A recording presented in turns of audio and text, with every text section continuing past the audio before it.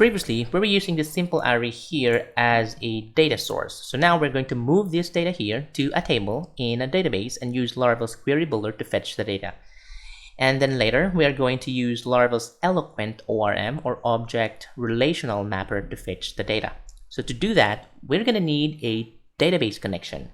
Thankfully, by default, Laravel Sail takes care of everything for us. When you create your Laravel app via Laravel Sail, it would automatically create Docker container with the database image. It could be MySQL, it could be MariaDB, Postgres, or MS SQL, depending on what you have chosen to use. Then a username and a password will be created automatically as well by Laravel Sail. So basically, all your database credentials that you need for your database connection will be automatically created by the Laravel Sail. So that's a big time saver, right? So now all those credentials are defined within Laravel's .env file. So let's open that .env file here. This is within your applications root directory. I'll go ahead and open this one. So this is where you define all your environment variables like API login credentials, your database login settings or credentials, and whatever you defined in here can be accessed anywhere within your application using the env helper function. For now, focus on these environment variables here. The DB connection, host, port, database, username, password. So we need these credentials here to create connections to our database. So now let's open the database configuration file by going to the config directory right here.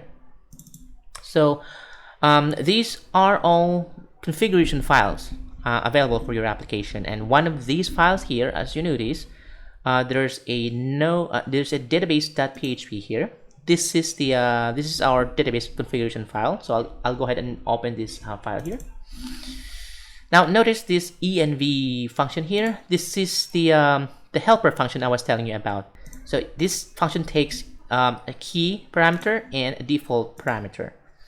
So now if the DB connection here doesn't exist, then the default value that you have provided will be used. Okay.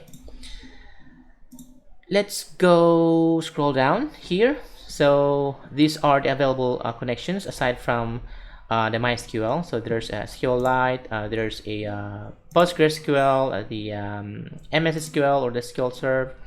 So for example, you want to change your current connection to from MySQL to SQLite. You can do so by just assigning this index key here or name SQLite here to your .env file variable. So from DB connection, you can assign that to this variable here.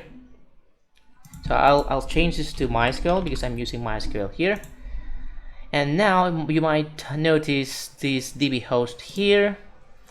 Normally this is IP address, the IP address of the database server, but in our case we're using Laravel Sail, and Laravel Sail is using Docker containers. So by default, Laravel Sail assigns aliases for the database container. So one of these aliases is the MySQL here keyword. So if you're curious, what are those other what are those other aliases that have been created by Laravel Sail, then you can do so. You can check that by running the docker inspect command.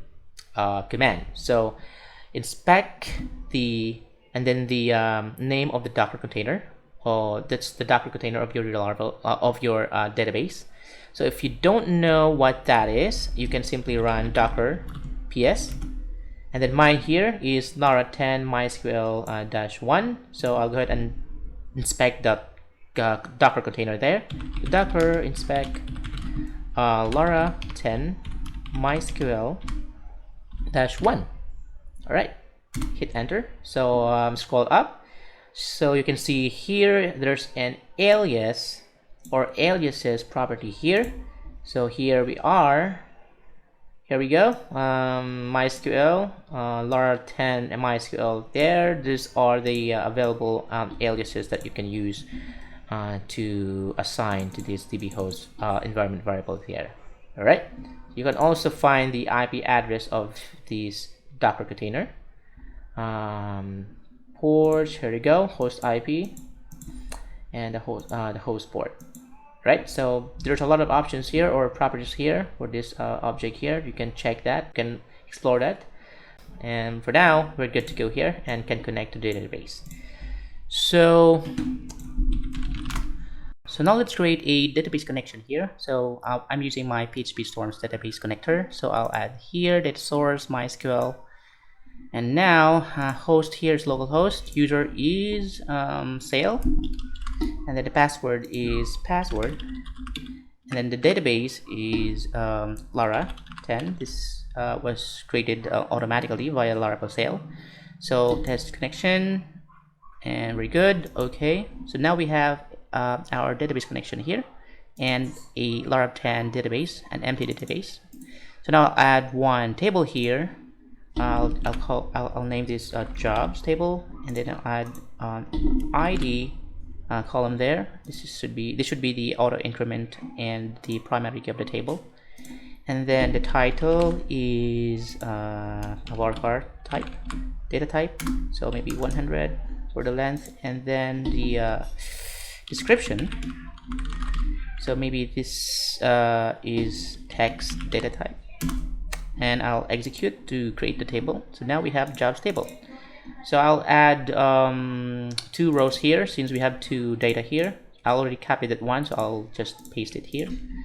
Alright, save. So now we have to retrieve these records here by title. So now we have to return to the job controller, replace this one.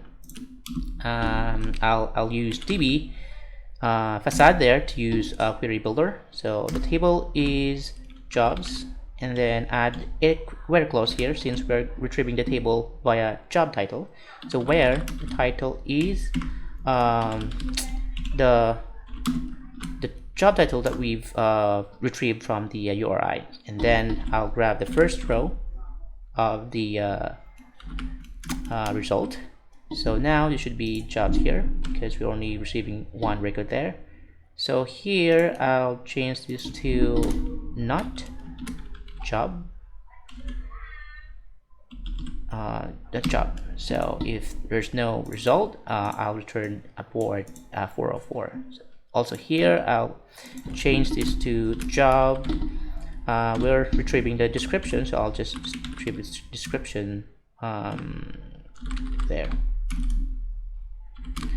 Okay, now I'll rename this also description, and then on the job table view there, I'll rename this, since we renamed that from the job controller, we also have to rename this one to job description.